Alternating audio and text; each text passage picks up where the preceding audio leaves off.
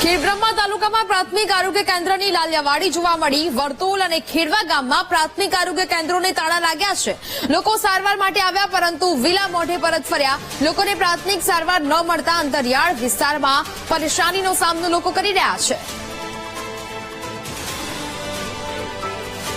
તો ખેડબ્રહ્મા તાલુકામાં પ્રાથમિક આરોગ્ય કેન્દ્રની આ લાલિયાવાડી છે તે જોવા મળી। વર્તોલ અને ખેડવા ગામમાં પ્રાથમિક આરોગ્ય કેન્દ્રને તાળા લાગેલા જોવા મળતા જે લોકો સારવાર કરાવવા માટે આવ્યા હતા તે તમામ લોકો વિલા મોઢે પરત ફર્યા હોવાનું સામે આવી રહ્યું છે।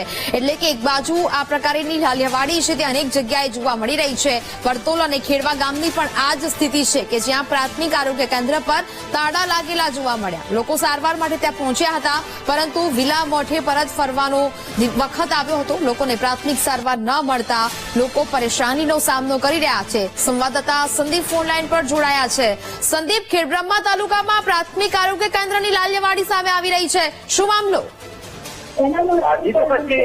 સાબરકાંઠા જિલ્લાના છેવાડાના વિસ્તારમાં એટલે કે ખેડબ્રહ્મા તાલુકાના જે ગામો છે તેમાં લાલિયાવાડી જોવા મળી રહી છે। ખાસ કરીને ખેડવા ગામ છે, ખેડવા ગામમાં જે પ્રાથમિક આરોગ્ય કેન્દ્ર આવેલું છે તેમજ વર્તોળ ગામ છે તેમાં આયુષ્યમાન મંદિર આરોગ્ય વિભાગનું ઘરબેદરકારી વિવિધ